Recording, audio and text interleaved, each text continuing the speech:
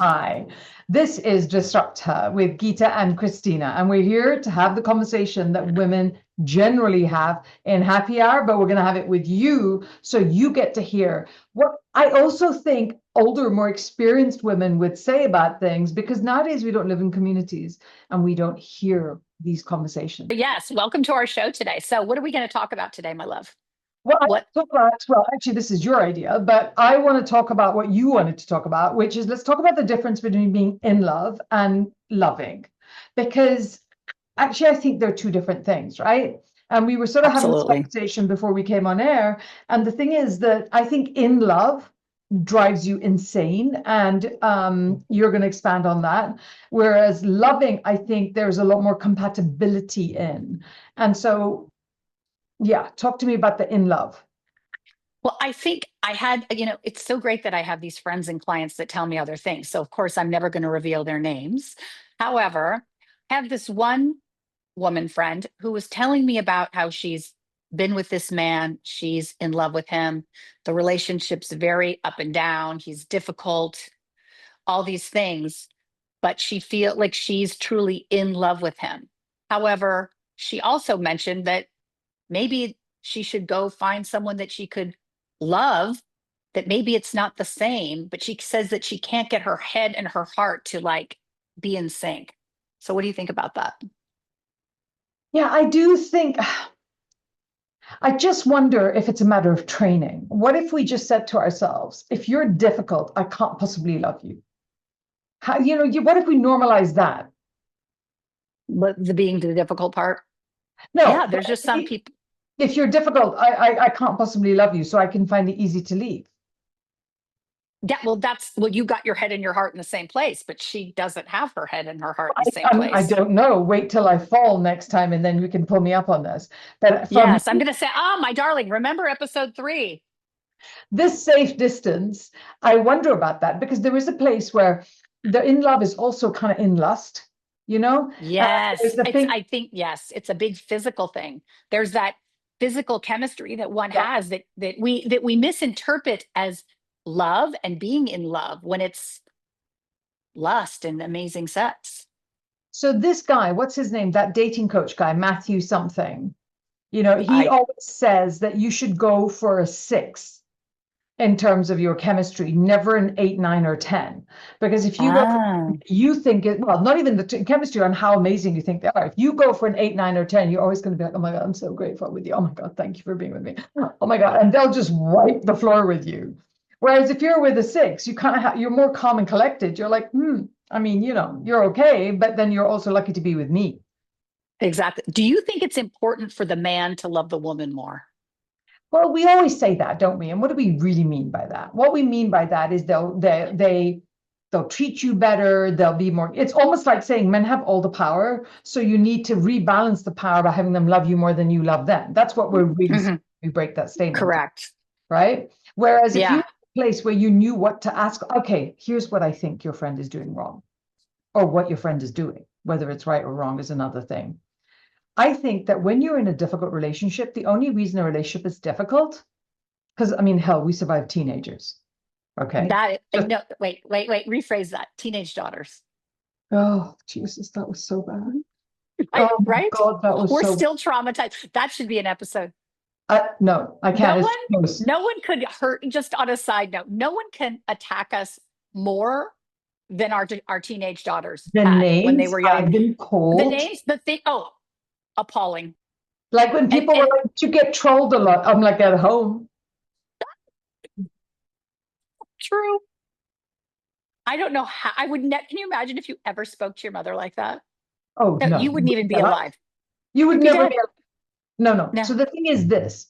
If you're in a difficult relationship, what is actually happening here is that you are not making your needs and desires clear. I think she thinks she is. She's definitely. I mean, that's what she said to me. But I think what she really means is she doesn't want to argue. She gets tired of it. She's exhausted, and she just kind of tolerates bad behavior sometimes. Yeah, because it's And hopes exhausting. in hopes. I think she's told me, a lot of people tell me these things in the makeup chair. What she said is she always hopes things will settle down and he'll just And they've been chill out. together how long?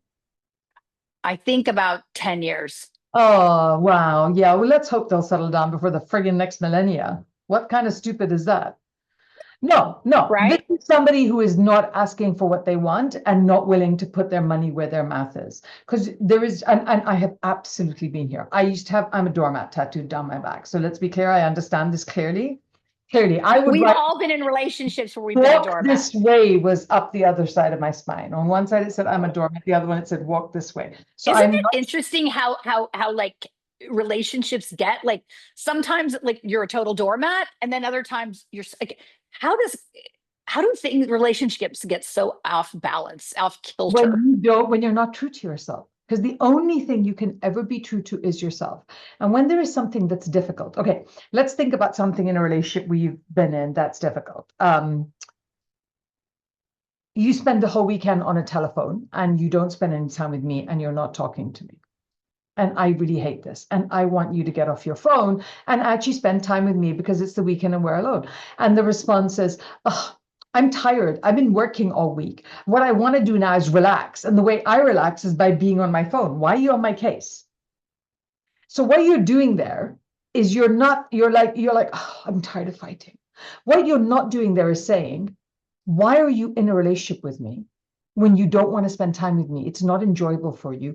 And you're putting no effort into it. And you're putting more effort into the phone than you are being with me. We don't say those things. I think, you know what? I think she would probably say, God, I wish she was here. This is what we need to do. We need to have a guest Let's do here it. and drill them. That's what we should do.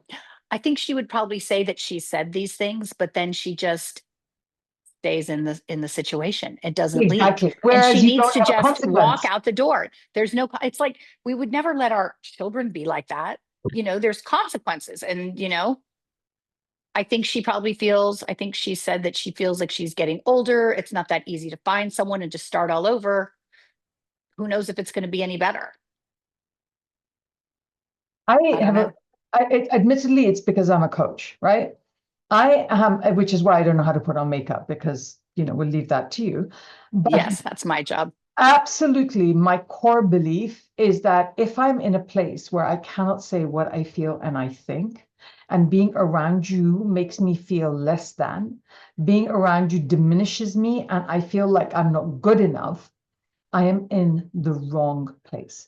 And if I once and truly clearly saw that this behavior makes me feel small, then I'm in the wrong place. But what we do is we never go far enough to see the results of what's causing us pain. True. And And then then we you don't have get, to deal with I it. think you get it, and you just get accustomed to the rhythm of the relationship. And that becomes the normal when it should not be the normal. Right. I think that completely. I think that it's really hard. And I think that and also there's a thing of gratitude there that, oh, I'm so lucky he's with me, obviously, underneath that. Because if that wasn't there, she wouldn't put up with this crap. Yeah. It's exhausting. And then what's exhausting is the people that will sit and complain to you over and over and over about the same situation. I mean, what's the reason of insanity? What's the definition of insanity? Repeating the same situation over and over. And so, like with this one client, I love her to pieces. And, I'm not going to tell her not to tell me things when, it's her time. I'll listen to whatever she wants to talk about, but it's constant over and over the same thing. And it's just like, there's this Jewish saying that like, and I'm going to obliterate it, I'm sure, but it's like, if I tell you something, it's off my chest and then it's in your heart then. Yes. And like, Let I me feel better. And now, unburden on you. yes. And so I feel that like sometimes when people are complaining to me because I'm their, it's like their hairstylist, their makeup artist, same thing. They confide in you because we never will say anything. I mean, even though I'm talking about it, I'm could never say her name. Um, I think that's what it is. She gets it off her chest. She says they have great sex. They go out, then things calm down and it's better. And then it's just like a cycle that keeps going. It gets better, then there's bumps. But is there always bumps? in relationships, even in the good ones? What are your thoughts on that? You think that their level of bumps is different, right? I think that you have the bumps that are fucking hate you, and you hate me, or oh my God, we're arguing, or and then that goes up and you find out how to argue about it or fix it, and then you move on. And then there's the bumps where you're slowly being squashed. And I think those are the dangerous bumps. But the problem with those bumps for women is we always date the potential. We always live in the relationship with the We potential talk of about man. this all the time. We don't actually do it with We the real man in front of us. No, you have to, if you had to deal with the real man, it's what, and you know my favorite quote, and I say this everyone, men are not hairy women. They really are Best not. quote of all. They're not. So we can't, so I guess that's where she is. Because I've quoted you, by the way. I quote you all the time. I said, my partner says that men are not hairy women and we can't expect them to be all these things. So she's like, well, am I expecting too much? No, Do we expect too much out of these men? no, we're not expecting enough.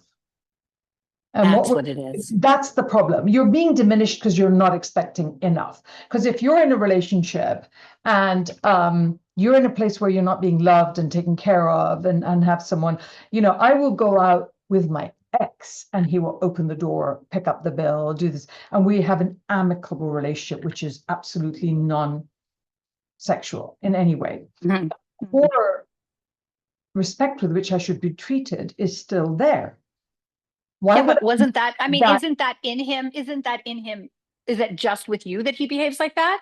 Or is he because you've trained him? Or is that how he was properly raised by a mother that taught him to be respectful of women? Which is it? I'll find someone who gives a shit because I don't. What I care is that he does it for me. And him and whoever else comes as well. Well, I'm just curious. Do you think he does I know that, and I'm sorry that it was that kind of response, but ultimately, no. I agree with what you're saying, but I'm just curious. I think is he that way because you trained him, or because he was raised properly?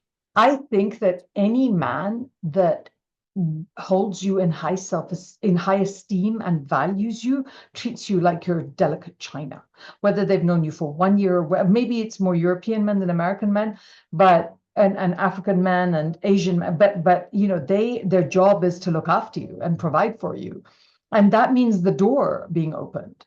Do you find, and I love having these comparisons because you're in Britain and I'm here in the United States, do you find European men to be different, how they treat women, than American men? I'm going to say this and I'm going to run straight into an American man who goes, I heard you.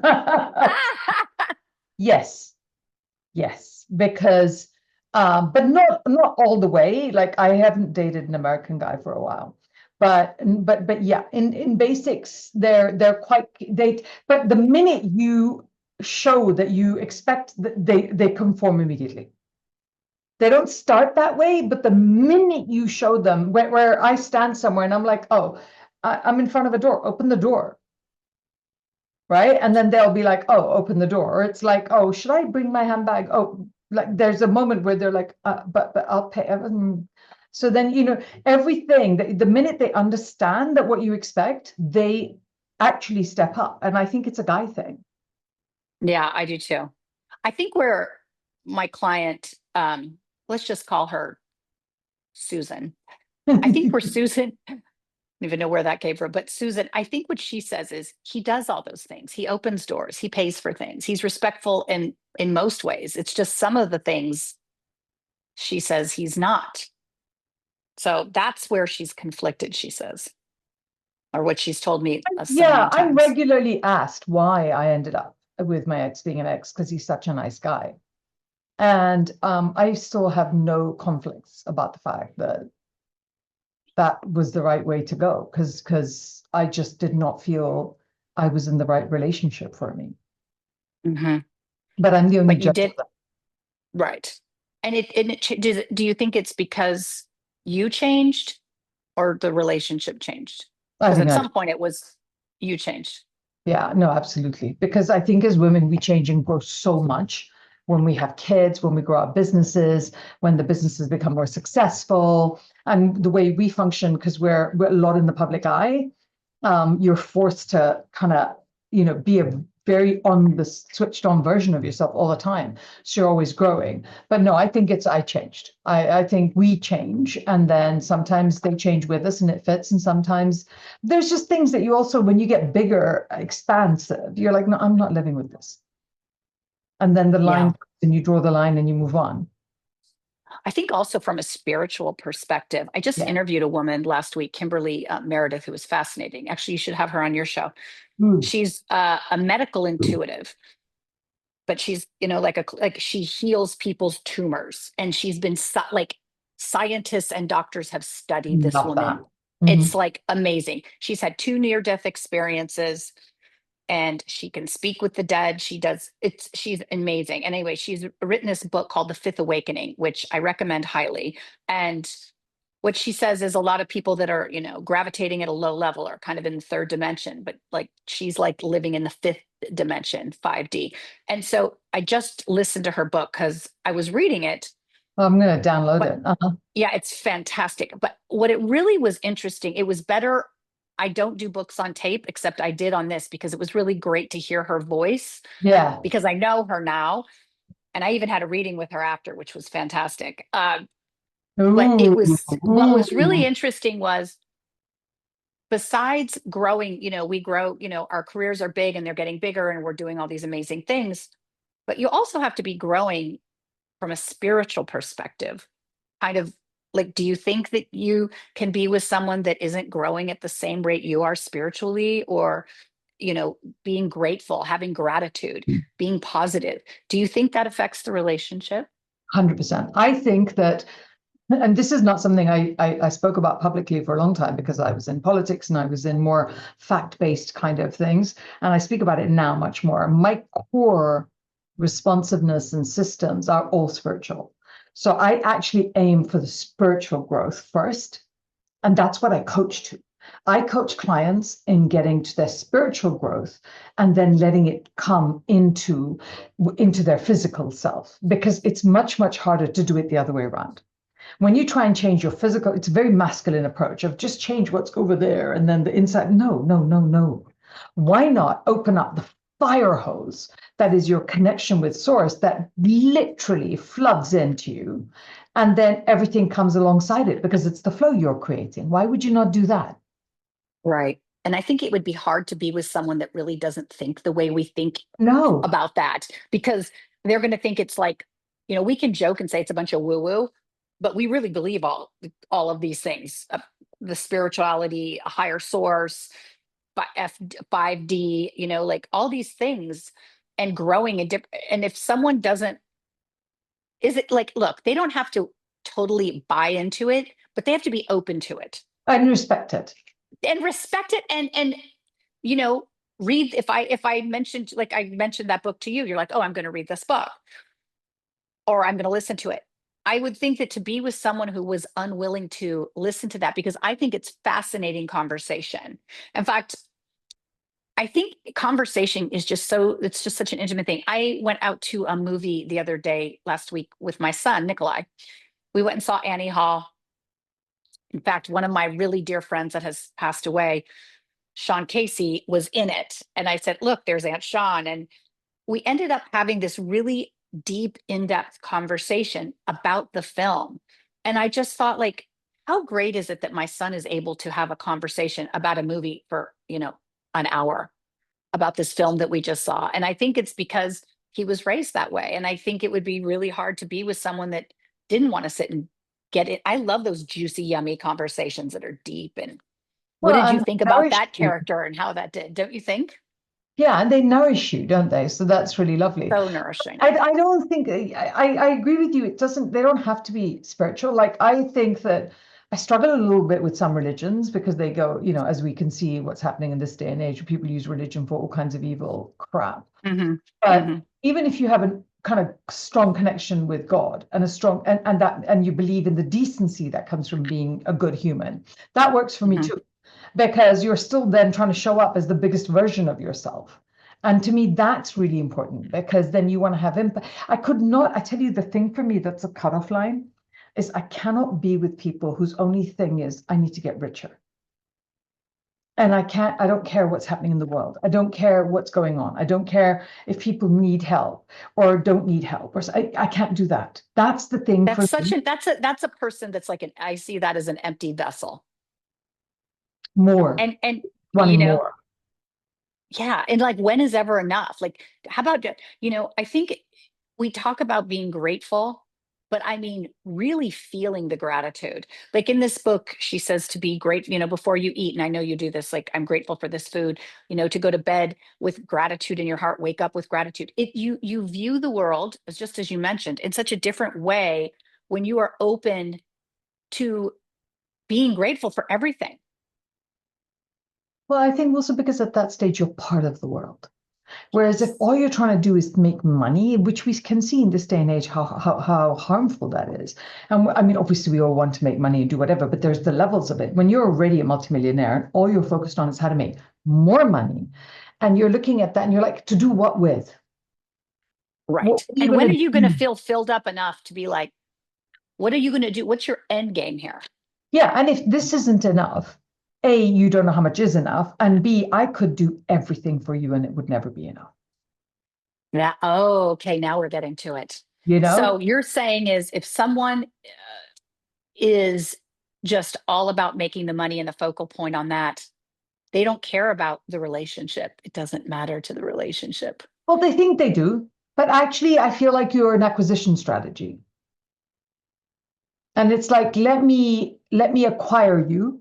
And when I've acquired you, well, then I have to go acquire something else because I need more.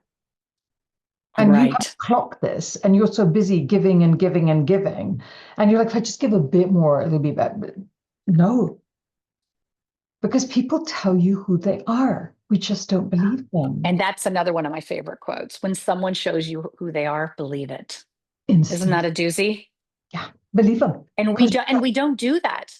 no, We're like, we make excuses for the people that we love and are having sex with because it brainwashes you. yeah, and especially for women, right? Because you get, what is it? Doesn't oxytocin live for up to 2 weeks They in your body? say, my friend Diana Stobo, the one in Costa Yeah, Rica, yeah. she says that a man, once he comes inside you, his energy is in you for 30 days. That's why women get so fucked up because they've got that energy in them and they can't think straight at Yeah. times. And the actual hormone tests prove that there is a connection for 2 weeks. Wow. And we'll allow That's the other intense. I two. mean, Yeah. yeah, so that's intense. Like if you think about someone you're carrying around their energy for 2 weeks, that's amazing. Yeah, Love's but such an then interesting thing. just clean yourself. If you know you're going to do it and you know you're going to get the energy and you know it's going to stay, clear the energy, clear yourself energetically is a really good starting point. Yeah, it's important to learn to do. And maybe we should be teaching girls to do that instead of half the stuff we do teach them is to say, clean your energy after you've done this because it's part of your hygiene of being around So something. why don't you tell me a good way that our listeners can clear their energy if they don't know how? A simple way is to, when we have these in the Savoy here, those big showers that you hate when you don't want to wash your hair, the shower Yes, heads that are above. You just I imagine hate those things. that you're in a cubicle Hmm. and there's a big shower head above of you. And what you do is you turn it on and it goes from off to light. And then it Mm. comes on to light and there's this insane, it's just light. Like imagine light pouring, physical light, and you get lit up as it goes through your system. And your face gets lit up, your shoulders get lit up, your back's lit up, your arms, your fingers, your torso, and it goes all the way down. You become this lit figure all the way through your feet, and it goes all the way into the ground.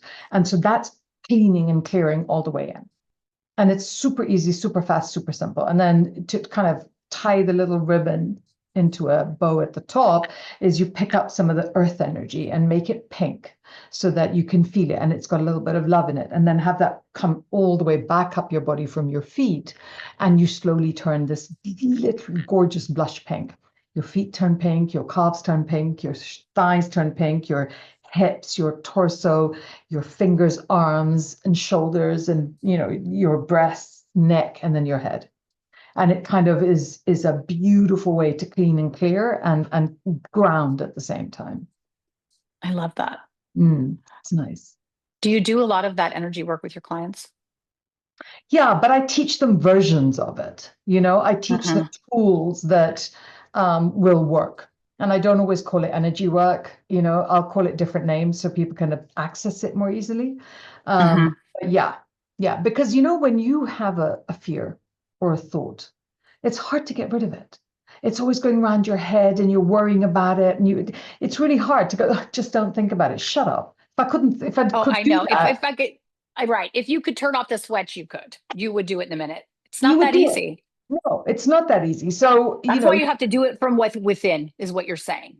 What you're yes, saying is you have to physically change the energy because you can't, your brain's just not going to do that. So I guess we're getting back to where we started the conversation of how do you get your head and your heart to mesh and be able to be in a relationship with someone that can you be, oh, here's the question. Can you be in love and love someone at the same time? Ooh, well, can't wait to hear your thoughts on that. isn't it supposed to be that you start off in love and then as it kind of mellows, because that's a 3 to 6 month thing, isn't it? And then in theory, as it mellows, it's supposed to go to love. But I still think separate bathrooms are a really great move. So I can't. No, I agree. And even having their own closet. yeah, their own home is a really positive step, according to me. But yeah, It's so interesting. Think about it. Do you think that two people can be happily in a relationship if one is messy or a slash hoarder with someone that's clean? Because I don't. I think compatibility is like so important in a relationship. Lifestyle, how you eat, how you exercise, times of day you wake up and go to bed. I think all those factor in. I think they're so vital. And especially like when people are really active and then you've got the couch potato. Sometimes that works, but only if kind of like the woman is the couch potato, maybe, and the guy's like super into exercise. But I think that these you cut and honestly, it's not a checklist. 10 out of 10 compatibility is not what you're looking for. But you've got the ones like if someone thinks I mean, I love to work out and do whatever, but if I hated it and the person I'm with thinks I'm a slob if I don't do it, that's hard. Well, that's the judgment in the relationship. And that's what's hard to be in relationship with someone that's constantly judging. Ooh, oh, you're going to eat that? Oh, you're wearing that? Oh, Okay, now that's nasty. What all of that is right? bitchy Right? as It's fuck. so distasteful. It really is distasteful. Also, they're I, putting it down. yeah. And why do they feel that need? What is in them that they feel that they're superior? Well, That they they don't. feel that If they put you down, they need you down to feel better. So they're already on the floor, right? They're trying to stand that's on true. you to feel a bit better. So if you're in a relationship with someone like that, you need to run out. Run through the hills. Yeah. All right, sister, let's wrap this up. Do you have any last thoughts on this subject? Any bit of If advice that you you can kind of fill share? yourself with love, then you resonate and magnetize on that level. And that's Yes, where I think we should always be trying. And sometimes I succeed and often I fail. But I know that the days that I succeed, I attract better things. I completely What agree. about you? I think it is super important to love oneself and to give love without expecting back. And that's a hard thing sometimes.